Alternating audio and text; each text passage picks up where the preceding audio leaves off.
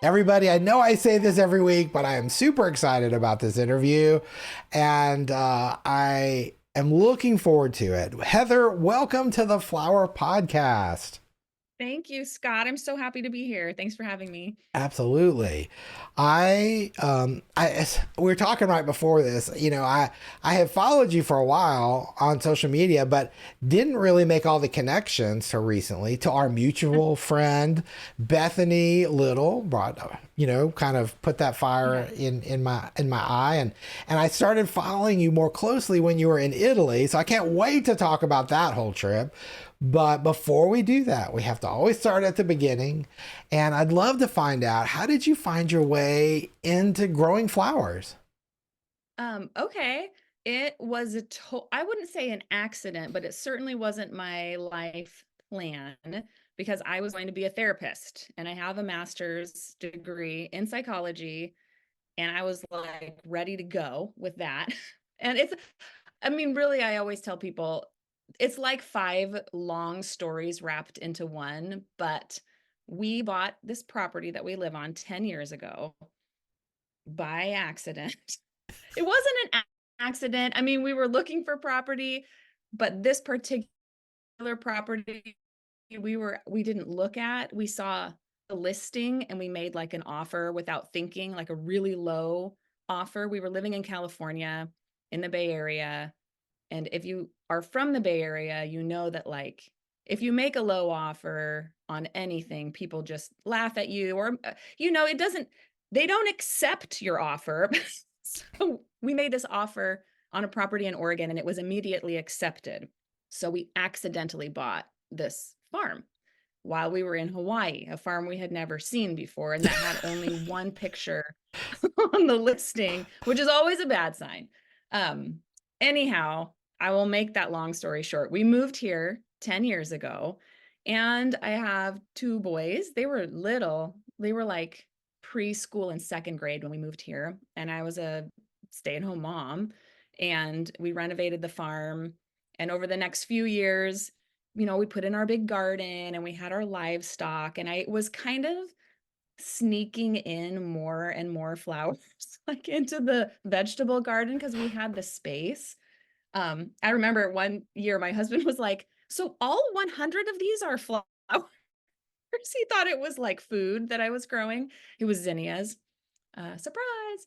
So I started kind of just doing that for fun. But Uh-huh. when my boys got a little older and were more full time in school, and I was thinking about getting a job, I just thought, what can I do? This is funny. People who are actual farmers will laugh. What can I do part-time? I thought, what can I grow? I wonder if there's something I can grow here on this small acreage. We have 10 acres. I didn't have machinery. I don't have an ag background. And I just did a Google search on what crops you can make money off of on small acreage. And I think it gave me 10. It was like saffron, marijuana, mushrooms, flowers. And I was like, what? Hold on, I can make money growing flowers. And this was 2017, 7 years ago. So I convinced my husband to take a pickaxe and hack 3 strips of sod out of the front lawn because I didn't know how to grow. I mean, I could grow a zinnia, but I was like, I knew enough to know I needed to level up from zinnias if I was going to actually do this for a living. So I just started a million different types of seeds and kind of that first year convinced myself that I could grow flowers. And then it snowballed, snowballed pretty quickly from there. Um, and so I started my little business. My son named it Petal Pink, and now we grow for florists. I don't ship my flowers, we just grow locally. It's not a huge farm, it's not a huge business, but we've been selling flowers for about 6 years to local florists and other, and retail, some retail, mostly I sell to florists. So when you say retail, is it like subscription, bouquets? Do you have a farm stand? Currently, I have a subscription. I actually scaled back, and this is something we were talking about earlier, like balancing mom life, Yeah. family life with farming. And I'm fortunate to be in a position where I can do something like that, like where I Sure. can decide to scale back. So I used to do a lot more retail. We had kind of like an all season long bouquet subscription. Now I only do it for 3 weeks in the spring during the peak of tulip season. We have a big subscriber base. I love them.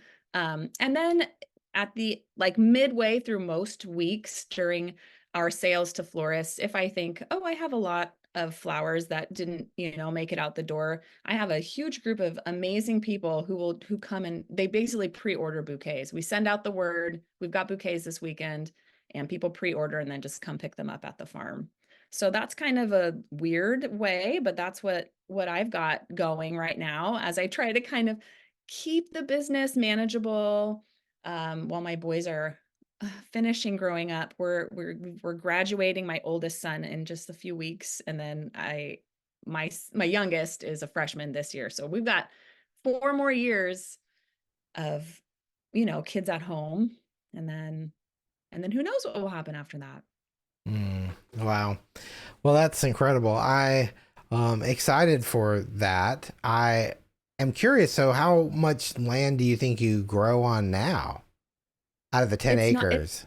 Yeah, I grow on like a little over 1 acre. Okay. Everything has to be, like bomb proofed against deer around here. So we've, Okay. anywhere where I can fence it, or we have like our big 8-foot fence. And I have two unheated high tunnels and an annual field, a peony field, and then a perennial bunker. It's like where all the delicious hydrangea and delphinium and roses are like in this huge fenced area.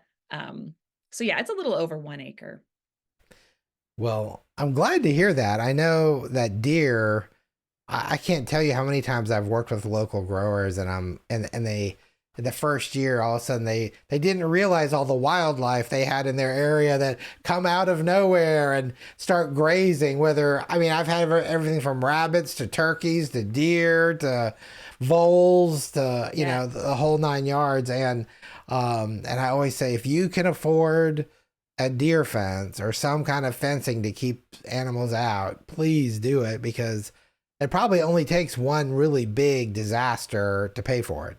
And That's exactly yeah, it. Yeah. I mean, like you can't afford not to, kind of, in a lot of areas where one deer can eat like your entire rows. It's insane how much they eat. One deer will just eat your entire field of flowers. They'll even yeah, pick stuff up and spit it out. They'll just unplant it, They're the worst.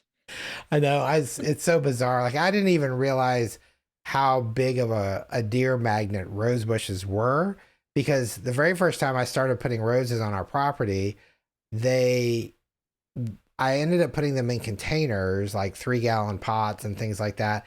And I kept them really close to the house on my driveway while we were prepping the area, because they kind of arrived early. And so I was Mhm. trying to just kind of keep them alive. Well, they were blooming and I'm like, oh, this is great. I'll just start cutting them right from the pots. I mean, it was like, why not? And so we were cutting roses and selling them and stuff. And so then we got them planted in the field, and I mean, literally overnight, they just ate them to the ground, and I had no idea. Yeah, I had no idea.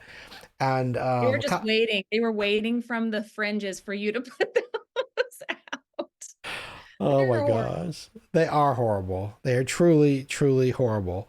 So one of the things I just have been dying to talk to you about is I was following along really closely on your latest adventures in Italy. And Yes. so, and of course, I'm thinking to myself, of all the times of year to go to Italy for, I mean, obviously you were going for business. We all know it was business, right? But Yes. is this time of year, how hard that must have been. I mean, was it April and Oh, everything's going gangbusters? yeah. And I hate to complain. I wonder if Hank Ownings will listen to this podcast. I'm not complaining, Hank, but it was the literal worst week. I mean, the actual single worst week of my entire season to leave my farm, because we were in the dead middle of tulip frenzy. And so, but you don't say no. I mean, when someone says, I want to bring you to Italy and then, Holland to see, because the reason we went during that time is it's when their flowers are in full bloom as well. Right. So, Right. I mean, that's when you go.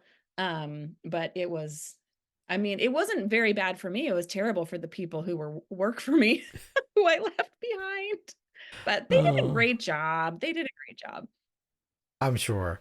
Well, tell us about this trip because I was seeing things, you were showing things, and I was my literally, that little emoji where your brain explodes. I was like Yeah. my either my eyeballs popping out of my head or or exploding brain emojis, and I was just like, okay, this is just wrong. We have to wait a year to get these, Anyway, I know. And we all felt the same way the entire time we were there. Um, I mean, so I've been buying from, and I've always called them awnings. It's ownings. So I'm going to try really hard to say it correctly now that I know the right way. But I've been buying from ownings for like since I very first started because I saw those Italian ranunculus on Instagram and was like, I have got to have these. And looked into the company a little bit and just love that it's a family, like multi-generation family company. And then kind of, I mean, just through placing orders and XYZ via whatever on Instagram and stuff, like developed like a little bit of a friendship with Hank, who is the American ownings guy. He's the guy. But I was still very surprised in February when I got an email from him saying, do you want to come on this? He didn't call it an amazing trip, but he described the trip. And I was like, of course I want to come. Is this a joke? Because every year Hank goes to Italy and he goes to the Netherlands and he has all these relationships. I mean, he's been in the business his entire life and he has all these relationships with growers and he goes on behalf of his company and basically buys the rights to new varieties that are about to come on the market. So he this year took some of us on this trip with him. This was like an insane look behind the curtain. My mind is still the mind blown emoji that you're talking about. It was just crazy. So yeah, so we went to I wasn't obviously the only person there. You saw everyone. I mean, yeah. first of all, I got to meet all of these people who I followed on Instagram. I had I mean, I'll just tell you imposter syndrome. Like here I am on my almost an acre, with my kids, growing my flowers. And I'm like looking at who else is going on the trip. And I follow every single one of these people on Instagram. And I'm trying to glean information from them. I'm like, this is crazy. And they were all so lovely in person. What a treat. Just amazing. But we went first to San Remo, Italy, which is where Bianchieri is located, and they are the creators of the Italian ranunculus and the poppy, which I think is sometimes called hummingbird poppy, like the really Mm. big, beautiful Italian poppy, and the Mistral line of anemones. And I've grown them and I've compared them to other, they're big, they're kind of just over the top, fabulous. They're just beautiful. They're great. But we got to go and see, we saw their breeding house. We met the guy, Fabio, who has bred all of these varieties and their big new thing, which is the Moderna ranunculus, which I actually also have. Hank sent me some corms. He sent a lot of people, like a handful of these Moderna corms to trial grow. So when I was in Italy, those were back home blooming, for the first time in my tunnel. So that was fun to come home and see those. But we got to do that. I mean, I'm barely coherent right now as I try to talk about it because it was so overwhelmingly Yeah. beautiful. And also, like, actually, I don't know if humbling is the word, but when to see the amount of knowledge and like craftsmanship and passion that goes and years, so many years that go into creating a single new variety. I mean, it's just mind boggling. It's just crazy. Yeah, it totally is. Um, it makes you really appreciate some of these things that we, look forward to every year, and we sell and we buy, and people ask for. And I know, like, even right now, we keep getting requests for Hanoi Ranunculus, and it's really, the season's over, and there's a few little outlying pockets of them in different places in the world, but you just want to step back and say, do you realize how difficult it would be to have them right now, and just all the, I don't know, it's just, there's so much that goes into it. Yeah. um I I really can't even imagine. Did they talk about like how long it takes to get these They, varieties? they gave us like, I mean, and I think I imagine some take longer than others, but we were in one of the greenhouses where things were blooming basically, I would say for the first time. So there were like three, maybe one, two, or three of each variety in the entire world. They're the only three. And there's a whole huge greenhouse full of all of these new, they've come up with. To get to that point was already like 1 or 2 years, like to make the cross, and then it makes the seed and it does this whole thing. So we're already 2 years in. And they, in this particular house where they're basically observing to see, is any of this, which of these varieties are worth pursuing? In that house, they said it would take about 6 years from right then, if there was a variety that they said, this is the one, we're going to move forward with this one, 6 years before it hit the market. And all of our hearts broke because there is stuff in the works that, I mean, there is so much beautiful stuff out there in there, like in just beyond Carrie, like in their houses. And you have to wait 6 years is hard. It's hard, but then you're like, well, what's coming out this year? What have what's in 2 years? I don't know. Right. It's just really, it's very exciting because it's just an ongoing timeline with each, I don't know, each plant is wild. There was one anemone, for example, that one of the guys, Andrea, was telling me. He said, this particular anemone, it took Fabio three years to breed it so that the center was big enough, like large enough to his liking. And when anemones open, they have that beautiful dark center. He said the petals were so pretty, but the center was so tiny. So he spent the last 3 years breeding it just to get the center large enough to kind of pass what he thinks is good enough. And now we're 6 years out from maybe it hitting the market. And that's the level of like care and breeding knowledge that is behind like the Hanoi, that's it's just crazy. I wanted I to hug this Fabio. I mean, I literally had tears when I saw him. Like I just thought, like, look at the beauty. He was just this very unassuming man. He almost like shy, didn't really, we were bless him, we're all in his greenhouse, like making a ruckus, videotaping stuff, and he was so nice. But I was just like, look what you have made. Like your legacy of beauty is astounding. It's just amazing. I just have no words for it.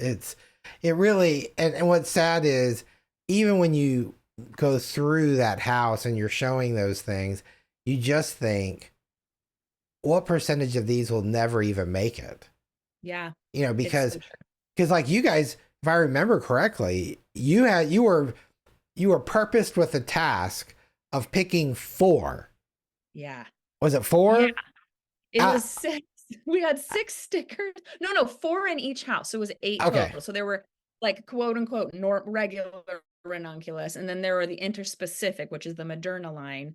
And so we had four stickers for each channel. And this was super interesting.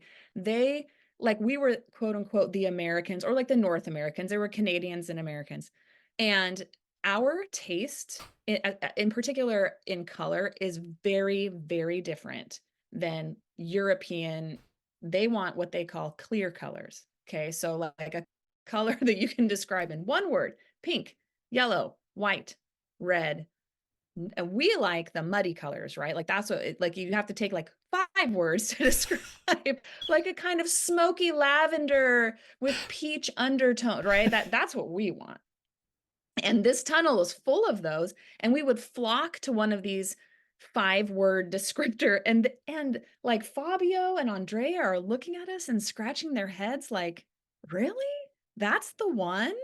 And Hank, who is, the ownings representative in America, he's like, I told you guys, I told you this is what the American market wants. Cause they like, well, they're like, but look at this beautiful white one. And we're like, it's okay. But look at this mauvey, smoky, brownish tan peach Coco. one. Yeah, this one's mind blowing. So it was very interesting. That's why they were like, okay, we want you guys to go through and put a sticker with your initials on your top picks. And like, we literally were all at the same ones. Like, America says thumbs up to this one. It was very interesting to kind of learn just the difference in tastes. I think we convinced them. I really hope we did, because it made me think they're getting rid of probably some flowers that they think, too muddy, and we're like, don't do that. So I don't know. Well, I think too, I think the thing that would frustrate me in that situation, and I would have to say this to them, and I have said this to other local growers before, and that is, the market already has the white ranunculus, the pink ranunculus, the yellow ranunculus, the orange ranunculus.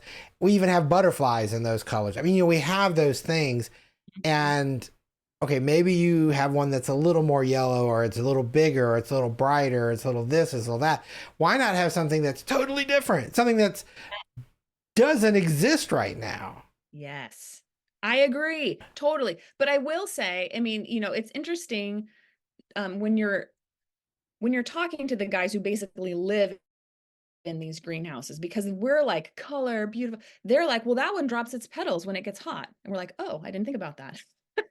Because they're breeding for all around quality, which is Right. what the Italian ranunculus is really known for. It's not just like okay, a pretty color, but it's a garbage plant, which there are plenty of those out there.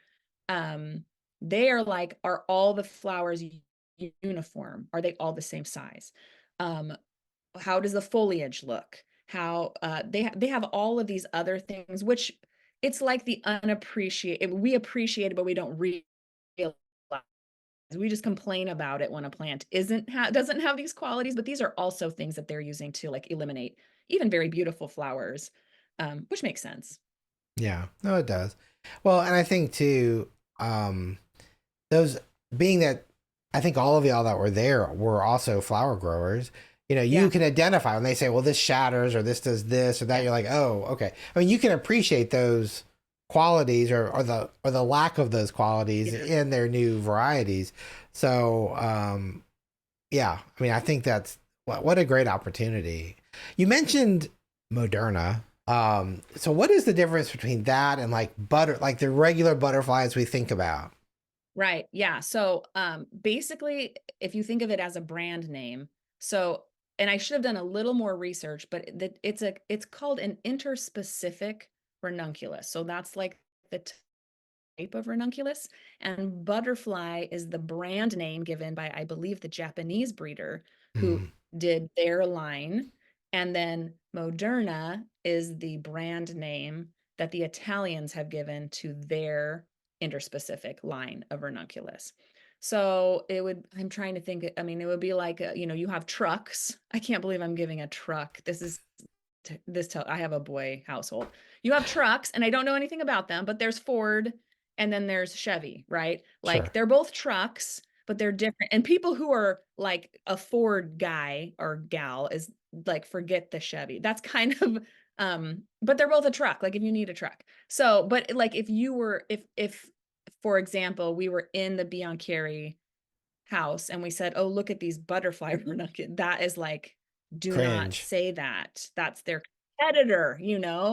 Um, so anyways, that's the difference. And so Moderna um, is the Italian interspecific ranunculus. Mm, sure. Well, I'm thinking of like Kodak or like Kodak copiers, and people call them Xerox machines. Yeah, You know, yes. back, I'm dating myself now, I know, but But you I know, but I know what you're talking about. Yeah. yeah, it's the same kind of thing. It's like, oh no, no. Or like how we call all tissue, we call it Kleenex. Like it's just Oh Kleenex, or at right. least, right. But that's actually the brand, and there's other brands of it. And like butterfly, I guess, got there first. So people are like, oh, look at these Italian butterfly ranunculus. And the Italian guys are like, like clutching their hearts. Like, how dare you? This is so offensive. So on Instagram, I've had a lot of people make these comments, and I'm like, I hope Andrea is not reading these comments. He will be so mad. But you don't want to correct people too much. But what I saw was not butterfly ranunculus. It was Madna ranunculus, which is an interspecific variety of ranunculus. And it's that spray with the shiny petals and many different shapes than what we have seen in the past. I did not realize what was possible with the petal shape. And there in San Remo, in their greenhouses, these plants were literally 7 and 8 feet tall. And they were complaining, they were like, this is just terrible. We've had to give them growth suppressors and they're just so big. And we were just like, really? It must be hard when your ranunculus is too tall. It's so funny. Oh my gosh. Yeah. Truly first world problems. So that's Yes. that's Those amazing. Italians, they're perfect flowers. I know. Oh my gosh. Well, I'm looking forward to them. The fact that you were able to trial a few, does that mean there's a smattering of them being released for 2025 that Yeah, I either believe, I mean, yeah, as I'm saying it, I'm like, they're gonna buy them all out from under me. I mean, Ownings, so you can buy Italian ranunculus through Ownings in America. And I believe they're the only, you know, person or company you can buy them from. And so they do have some Moderna ranunculus on their order form, but they're not even named yet. They're just numbers. It's like 806, 801. I'm obviously the supply is limited. And I don't know how much they have, but I do believe you can still try to order anyhow if you get in touch with them. interesting. Well, something we have to look forward to next year for sure. For sure, for sure. Well, I just was amazed, and I know my mind was blown, and I wish there was a way to extend their season a little bit longer, because wouldn't it be great to at least get them through the end of June? But I know when the heat comes, they cook and they're not Yeah. happy. Although I will say they were telling us with these Moderna ranunculus specifically, they're really choosing plants that are more heat tolerant. To hopefully that would help you extend your season. Like the regular ranunculus, you're right. I mean, just as soon as it gets warm, like for me, it's like the week of Mother's Day, they're like, bye bye. But if Mm, if the Moderna can maybe hang in like a couple more weeks after that, that would be nice. yeah, that'd be really nice. I mean, really Yes. nice. Well, there's so many things. I know recently, just kind of following you and seeing some of the things you've done, I I've had some people reach out to me about growing Hellebore. And I know that you have some opinions on this because I've watched them, and I kind of agree. But I'd love it if you don't mind maybe kind of sharing kind of how you approach picking, or maybe you can share how you picked what you have and maybe how you would do it differently. Sure. Yeah, And both. yeah, and really when it comes to growing them, maybe a few how-tos, because I feel like it's a fairly low maintenance, easygoing plant, but not for Yeah. everybody. Right. Yeah. Yeah, it's kind of like if you get it's like a house plant. If you put it in the right spot, it Mm. should just kind of, like, right? Don't you think? I mean, Yeah. how it works. Yeah, when I first started growing flowers, I wanted double everything because I did not realize that double anything existed. And so I was like, what? Double tulips, double hellebore, double everything. Give me all of the doubles. And so, and my hellebore are gorgeous. I bought wedding party, wedding party series. There's like maid of honor, whatever. They're all wedding names. And because they're these gorgeous double hellebore, but as you know, you have to leave those flowers on the plant for a while in order to be ripe enough. You can cut them early. There's all these things you can do to condition them, but they do better on the plant. Right. But of course, that's like on the plant in January, February, March. And for me, they're just getting absolutely hammered by rain and wind and all this stuff. So those beautiful double flowers are like ratty by the time I can harvest them. Whereas the few single varieties that are more like quote unquote boring, they look amazing. They can withhold, they stand up to anything. So I just wish that I had, I mean, it's one of the million lessons I learned the hard way with farming. I'm sure there's more to learn the hard way. I'm sure I'll keep making mistakes, but I love them. They're pretty, but I can sell like 30% of what I end up growing just because they're so beat up by the end of the season. So that ice and roses, that's what I wish I'd put in some tall single varieties. Um, they would just do better.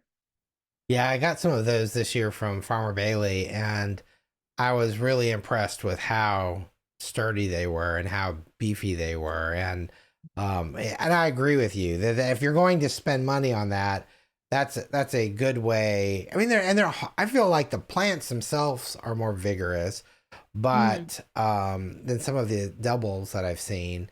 But I grew just basic Orientalis for years and years, and of course we grew them in shady climate, and we grew them on hillsides, and we did all these different things that worked really well for us. But when you're planting like with your doubles and things, I mean, did you have to do anything special to kind of prep the area? Was I mean, it does it no, get full sun or? they're under I don't I have mostly full sun, so it's a treat when I have a shady area. And so I chose Hellebore to put under this tree. We have a huge old plum tree, and I just built my husband built raised beds, and I just planted them in raised beds, and we mulch really heavily with leaves. I'm trying to like mimic the forest floor kind Yeah. of. So it's like dappled shade, and then the tree drops its leaves, and but they just get hit with a sprinkler or the rain. It's very, like I said, I just feel like they established really well. They like it. It stays pretty cool. And we, put a lot of compost in there, and I fertilize once a year. They're a great, I mean, it's a really great perennial, I think, to invest in if you have an area, because you're touching them maybe 3 times a year at most. Right. And they like, if they're happy, then they're multiplying, or they're at least getting bigger for you. And just don't get sucked into those doubles. They're beautiful, but if you're trying to actually make money, you need to be able to sell, every step. Not be like, oh, this whatever, they're all ratty from the rain and the wind. Yeah, no, that's good advice. When you fertilize them, how do you typically? Because I have to confess, we never fertilized ours, and Yeah. so there's a lot of compost and organic stuff that happened. But when you fertilize them, what did you use? It's just like the most basic. It's just a basic all-purpose organic fertilizer, and I just basically send my son out there with the bag, and I always say this, and they're always like, "You always say that." I say, "Just like you're putting salt on your scrambled eggs, just kind of just like you're Yeah, salting eggs." And they're like, "Okay, mom." And so he does a great job. Yeah, yeah. once a Well, year. they're so tough and resilient, and when they're happy, they just grow and grow and grow and grow. And I know sometimes it can take a year or two to really get them established to really produce some stems, but they once they are there, I mean, Yeah, it's such an easy they're thing to amazing. harvest and everything. So, Yeah, it um, really is, and they can freeze like hard, completely frozen. I've seen the flowers completely frozen. The whole plant is flopped down flat on the ground. You've probably seen this too. oh yeah. Hard, the flowers and everything. And then they defrost and they pop right back up and they look great. So, yeah, that's one of those you don't have to worry about it. It's worth the investment, I think. Oh, I agree. I agree. And how do your florists? I mean, like when it comes to some of the things you grow, um, do they buy every week, or is it like per event, or how does that work? Yeah, I think of it as like two categories. So locally, like I really only sell locally, and I have a handful, which is like the backbone of my business, of florists who have shops in town. And they don't just buy, we have quite a few growers in our area, and they're like supporting every farm. It's really cool. And you can see it in their designs. You can kind of see like, oh, this person buys local flowers. And so I have a handful of florists who basically just have a standing order, and I know what they like. They trust me, they like my product, and so I just know how much they want each week, and we deliver on Mondays and Thursdays, and we stock the shops. Those that's just wonderful. And that's a fun partnership too, because I can be like, I know Julianne would love these alpine strawberries. I'm going to stick these in for her. Something that's like not on the availability email, because we have this relationship. And that's kind of one of the benefits of being small, like how I am small. So we have that. And then there are the events. And some of those same florists, obviously, they do events. So they'll put in a color order, I call it. We need white and blush and or whatever it is. And so we do those types of orders as well. But the backbone of my business is the local shops who keep our flowers in their shop. That's great. Sometimes I feel like there are shops that get that, like you described, and they appreciate it, they get it, they incorporate it. And then there's other shops that feel like it's almost like they have to know better. I don't know. It's like they need more control. They Yeah. need to plan, they need to know. And it's kind of like, well, you can kind of force that, but you miss out on so many great opportunities, I think. Yeah, and that's the word control. I feel like that's what it comes down to. Because obviously, as a local grower, I'm always trying to think about how can I make it easier for florists to order from me, because it is different. Because I can't tell them, they try so hard. Excuse me. Heather, I have a wedding in 7 months and the color is peach. What will you have? And I'm like, I don't know. I have no idea. We live in the Pacific Northwest. It could be snowing, it could be 80 degrees. I have no idea. And so for people who like work from a strict recipe, Yeah. or, just are, yeah, maybe even just nervous or even newer, it feels very scary for them to trust a local grower and to trust like the system and order a week before, when they could just put, I don't know. I don't really know. Yeah, I think it's a control thing. And I get it. I actually completely understand. I understand the flower industry is stressful, and that we're working with a perishable product, and you're getting asked to do these crazy things by by your customers, florists are. So it's tough, but yeah, some people just get it. And I'm really fortunate to have a handful of florists who they're just kind of like, whatever you have, whatever's new, something fun. They get tired of the same stuff. They love Right. having new product. They love it. So it's fun.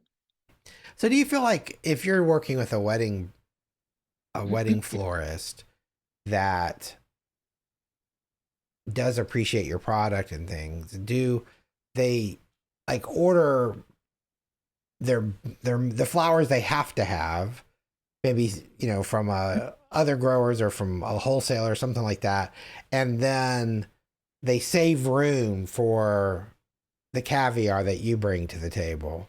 Do they do it that way, or is There it? are some who do it that way. Like, they'll get their roses, their quicksand. Is that what it's called? Yeah. Roses. I don't even know.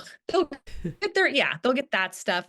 And their greenery. And then but I've kind of trained, at least some of my florists. I mean, they're definitely not ordering everything from me, but they trust me with their mood board. This is an honor and a privilege, but they'll send me like their mood board, and they'll be like, okay, $700, what, $500, whatever it is.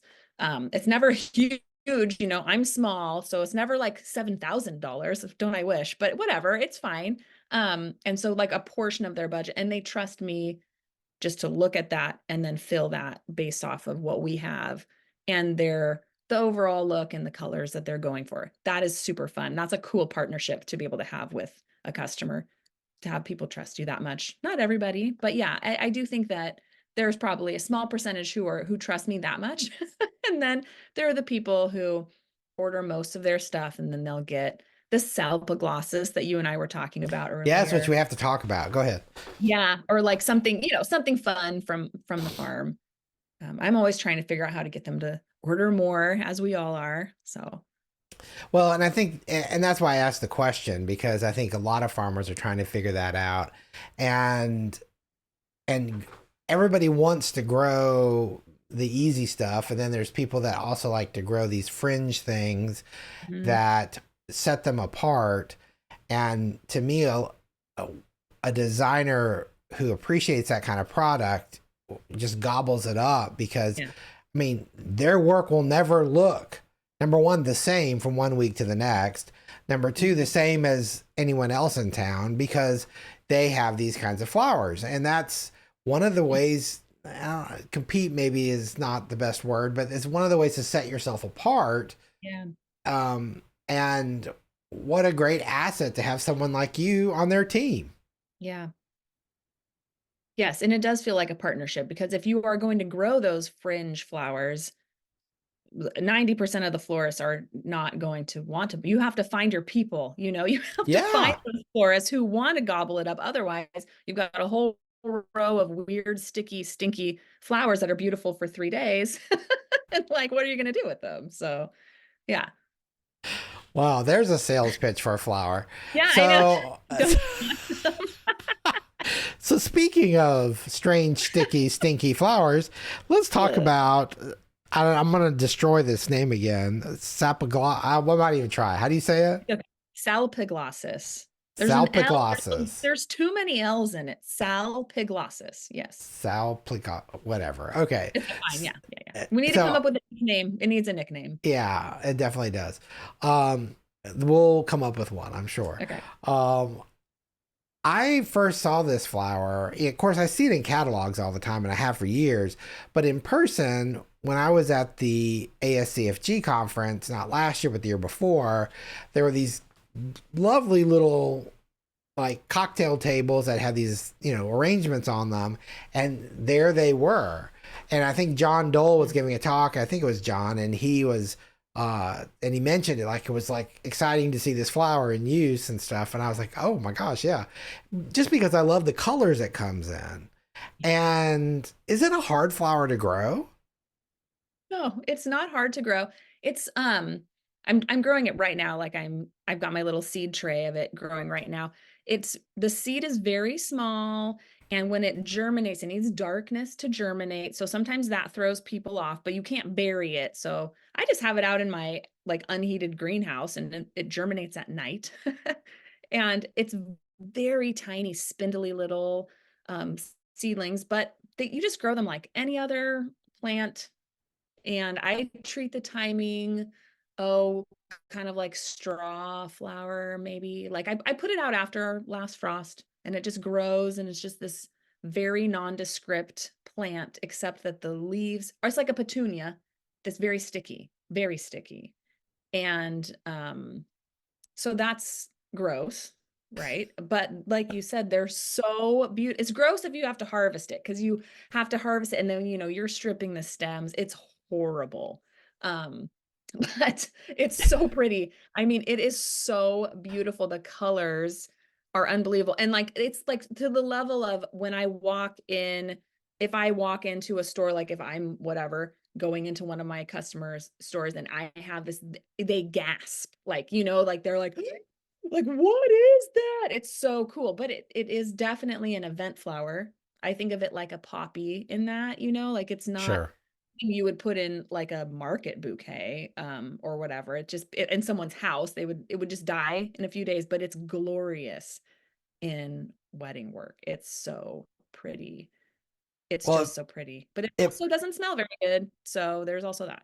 but is it the foliage that doesn't smell like the plant, Yeah, or is it the yeah, flower? I think it's the plant. It's not it. I think it's as the plants get older. That sounds really weird, but like, as the plants get older and like maybe the flowers are kind of like past their prime and they're going to seed or something like that, it just all starts to smell like something bad.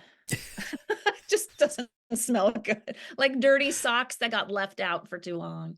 But it's just so pretty, so easy to grow, and it just makes flowers. It just produces. But like we're talking about the fringe floor. I mean, you're not going to sell. I don't think you're going to sell bushels of Salpiglossis. I just don't think you are. It's definitely probably not whatever, definitely probably. I doubt that it ships well. Yeah, I I don't think it doubt, would. I definitely, probably, yeah. yeah, I love that. definitely No, I can't probably. imagine it Um, shipping well. so as a florist, if you want it, you have to find someone, local to you who's growing it. And for me, I'm not going to like, get rid of everything else and only grow Salpiglossis, but I feel like I always want to have it for those few people. I know their names. I know who wants it and who would use it. So I grow it. It's kind of like, but it's not a labor of love. It's easy. It's easy to grow it. And I was surprised because when I saw it in your video, I kind of felt like it reminded me of flowering tobacco a little bit. Where Yeah. again it's sticky, Yes. flowers don't last super long, very delicate flower, but but the colors you get, like how many varieties do you grow? Or Well, so I started, I could only find a mix. And so I grew a mix and there was like this one color. And I mean, it's that like smoky lavender, almost has brown streaks. It's incredible. And actually, in my Instagram subscription, I talked about it. And one of my subscribers, bless her, she said that's called Gloomy Rival. It's the perfect name. Gloomy Rival, and I think it was Select Seeds. I don't even remember, but of course she told me where to get it. So I grow that color and I grow the one that's called, I think it's Cafe. I haven't seen it in person yet. I'm growing it this year. It's just much more brown, like a reddish brown. Um, so I'm growing two colors. well, I know this, that just the colors I've seen, they have so many different colors that make up this. Again, it's those 5 word descriptions, Yeah. Yes, it is. and it's like I feel like it's a great color bridge. It's a great flower that Yeah. can pull different colors that sometimes we struggle with kind of pulling Yeah. together. It's one of those flowers that just pulls it all together and makes magic. And so, Yeah. how tall are the stems normally? Um, Pretty tall. I mean, I would say like 2 feet, two Oh, 2 feet, maybe a little taller than that if the plants are really happy and robust. Yeah, I did not deal, and early stems are short, so like it makes like a cluster of kind of upright leaves, and then it up its one stem, which you can even just pinch off and just get rid of if you want, but you could let it bloom because it just continues to shoot off more and more as it grows. And for me, I had one planting that was, I think it wasn't happy for whatever reason, but the happy planting just made 2 foot stem. It just went and went for like 4 or 5 weeks, and then it just kind of fizzled out, and it was great. It amazing. was awesome. Yeah. Now, cut stage Yeah. with it, a lot of times there will be several buds, I think. And then do you let that first Yeah. flower And those open? open. Mhm. Yeah, I let the first flower open, and then even if it gets away from you, it's very easy, like, it's not because it's sticky, I wouldn't say it's, like, self-cleaning, but, like, when the flower's done, it just kind of, Mm. closes back up and turns a little bit brown, and it's very easy to just pluck off one if there's, like, a spent one. So, typically, I am trying to get it when, like, the first flower is open, and then you have the other buds are, like, you can see the color, kind of like an iris before, when you harvest Oh, a right. bearded iris, how the tip is colored. That's kind of what the other buds look like, and those will open. Because it is, again, it's delicate. So, and I tell my florist that, like, if this one that is open doesn't look good, you can literally just pop that off, and these other guys will open up, and you'll be good to go. Yeah. Yeah. No, that's great. Well, so many things I want to ask. Um, okay, so let me ask one more flower question before I get to change gears here a little bit. Okay. Baptisia, it's one of those Mm. flowers that's blooming right now here like crazy in the south. I don't know, is yours blooming yet up It's there? getting there. I mean, it's like it's up. The flower stalks are up, and they're just starting to show what color they will be. Sure. Yeah. Now, I know that foliage is so popular Yeah. now. Do you have a formula for, and I know that sounds really technical, but do you have kind of a rule of thumb when you're cutting foliage. So you don't cut too much. Because I know one of my growers, I feel like I don't feel like she has the production this year that she had last year. And I don't know if it's because she cut too much foliage or maybe it's just the weather. Maybe we got a cold snap that nipped something. But I was curious if you have a rule of thumb and how Yeah, I you mean, approach that. yeah, with all of my perennials, I'm pretty conservative because I'm like a worry wart kind of like over all my plants. So I definitely don't ever cut more than half, but I try to do like a third of each plant. And it's, I mean, Baptisia, it's easy. You can literally just see the stalks coming straight up out of the ground, and I'll look and I'll be like, I already cut 10, 10 things off this. I'm just going to go to the next plant and just kind of leave this guy alone. Um, because yeah, that would be such a shame to over harvest. So, but we sell a ton of Baptisia foliage, just so much of it. People love it. Yeah. I mean, I think it's just a great color, a great texture. It, gives great coverage. There's so many great things about it.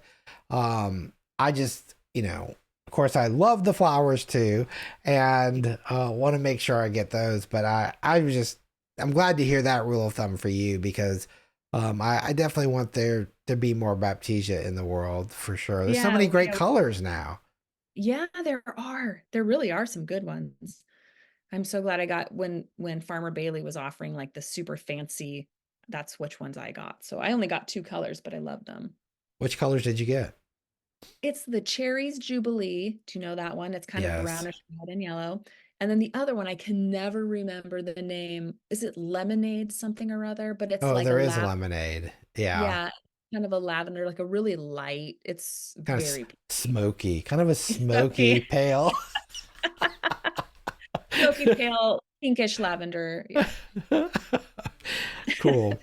Well, you brought this up earlier, and I know we were talking about it a little bit. And I feel like, a lot of times social media creates a lot of FOMO and a lot of pressure, and a lot of people stress over a lot of these things. I'm sure, I mean, neither of us probably do that, but I'm Oh, just no, saying. never. Yeah. Okay, that's lies, lies, lies. So I bring it up because, being that you have had a young family and of course they've gotten bigger, good, which is great.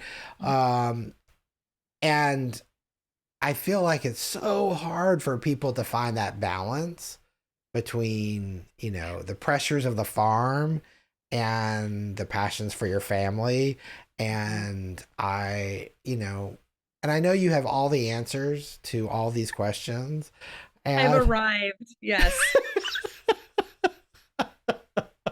and I just kind of, what are your thoughts or what, how do you feel like obviously you can't speak to everybody, but Right. Yeah. what works for you? How do Right. you figure that out? Or maybe every day's different. I don't know. Yeah, I mean, I'm definitely working on figuring that out all the time.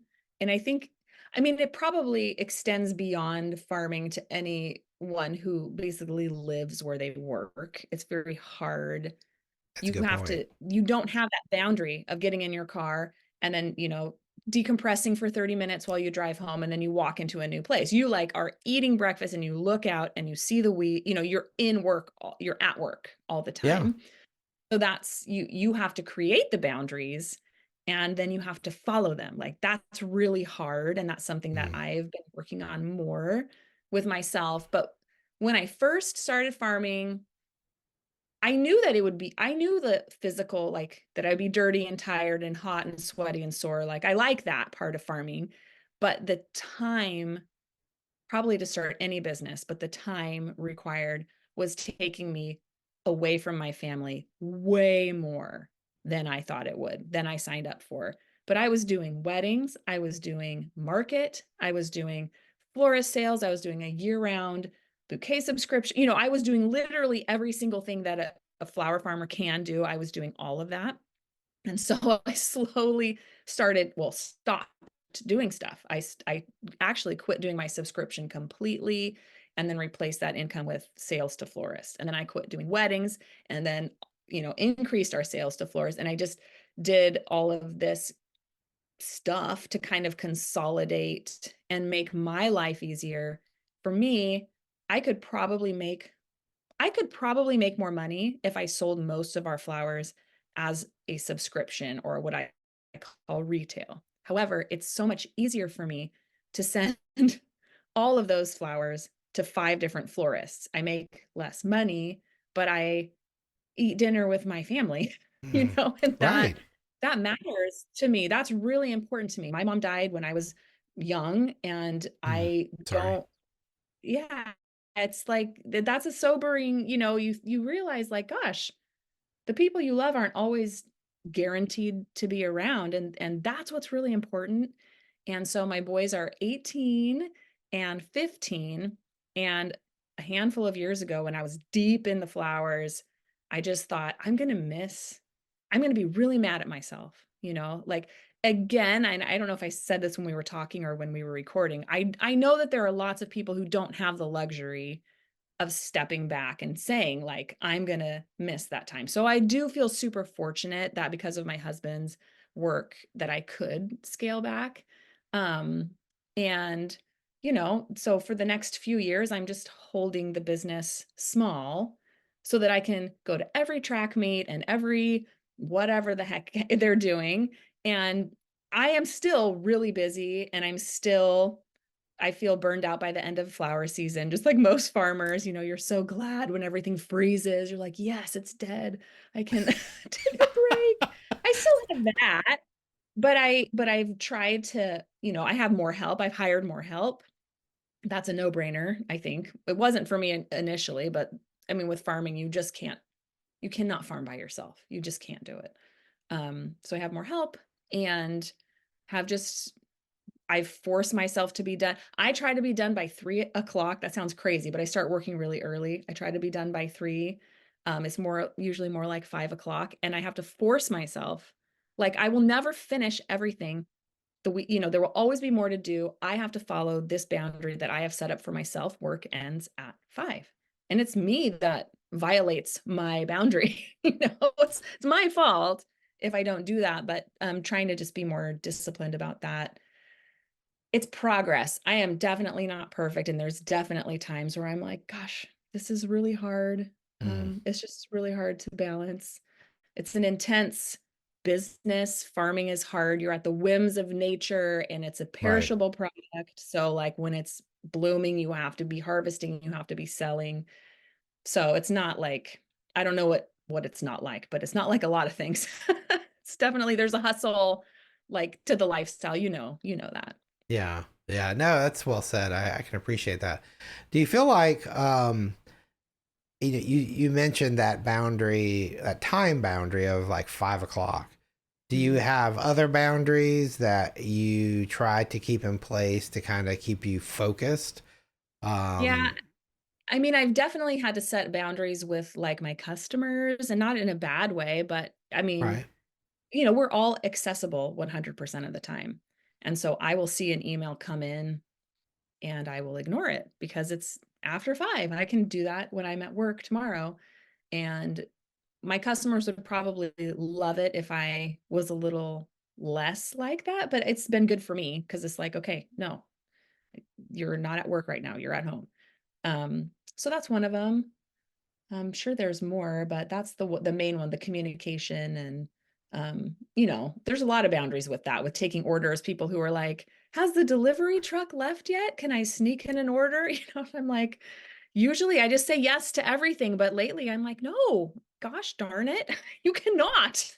Like, that is going to stress out everybody. So little boundaries like that. Well, and it makes everybody's order late. I mean, that's the other Yeah, thing because you got to yeah, stop and pull and do whatever. yeah. It's just Well, crazy for everyone. Yeah. well, what about like with social media? Do you have Oh, things? How do you handle that? Because I mean, obviously you have some success with that. Obviously, you have a good following. yeah, I used to post every single day and I would give myself Sunday off. But the algorithm, the mysterious algorithm, who even knows what that means? Like, it's always different. So now I Right. just I try to do a lot less. I have my people who I like to see what they're up to. But I try to have much better boundaries. I go on, I post, I do not post every day. I'm like 3 times a week, and then I put stuff in my stories. So I've definitely scaled back on that. And then I try not to partake as much, you know, like, because you could just, it's like a black hole that you fall into It's true. as soon as you open that app. It's so interesting and it's fun. But what happens to me, and it's kind of what you alluded to earlier, is I start seeing what everyone else is growing. I start seeing what everyone else is doing well at that I'm maybe not doing well at. I see all the moms who are doing really cool stuff that I'm not doing. And I really start to feel like anxiety and feel like garbage, like I am not doing enough. And if I wasn't looking at Instagram, I would not feel like that. Like it's not real. It's just like too much information going into one person's brain, and it's just really easy for me to get to feel for it to be bad for me. So I try to go on a few times a week, post, answer my messages, and then close the app. That's definitely been a hard boundary, but I'm better at it now. Now that I've identified that too much time on there makes me feel bad about myself, Mm. it's easier. Well, I appreciate you saying that because I think sometimes we feel guilty or we feel like we're harming our business and we don't realize the impact mentally that it has on us. And Yeah. that's bad.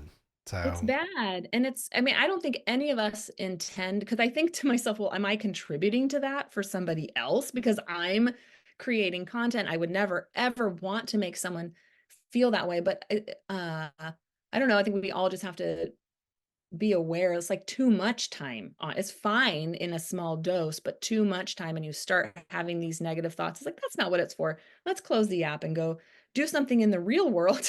Like, you know, like actually do something, then realize I'm a real person in this life and I'm doing great. Like I'm fine, like with the one thing that I'm doing, not the 12 things I'm not doing. It's tough. yeah, I appreciate you saying that. I always like to wrap up our episodes with a piece of advice. And of course, after that, it's really going to be hard to top. But I'm going to ask anyway and say, is there a piece of advice that you'd like to leave with our listeners? Huh. Oh man, I just had like 18 ideas all at once. Well, we Um, don't have to limit you to one, it can be two. How long do you have? Just kidding, just kidding. Yeah, the Instagram thing is a good one, but I would say this is totally not anything we talked about, but something that would have been very helpful for me and that I'm working on now would is business know-how. Like if you are like a flower farm, if that's what you're doing, is a business. And I didn't know the first thing about, for example, being an employer or, I mean, I know about taxes, but I just didn't know about any of that stuff. And so I'm teaching myself and I'm, you know, doing these little classes and I'm learning. But if people, for people who are thinking, oh, I want to be a flower farmer. I mean, obviously, first make sure that you actually like being sweaty and dirty and like actually, you know, do you like flowers or do you like farming? That's a good question to know. But also, you're starting a business. And so you need to know a lot of stuff that maybe you don't know already. And that I wish that I had known that before I started and 7 years ago, taken some business classes. That would have been helpful for me. Yeah, I agree. And it's one of those things that you don't realize. And even you may know taxes, but then, do you build in enough profit to make sure you can cover your taxes or your employees' taxes or all these different things? And so, yeah, there's a lot to it, and it's important to know your numbers. And Mhm. I appreciate you saying that because sometimes we forget those details, and then it bites us. You just see the Salpiglossis and the Ranunculus. Wow. It's true. It's true. So fun. Well, Heather, thank you so much. Thank you for your time and for being on the Flower Podcast. Thank you for having me. This was great.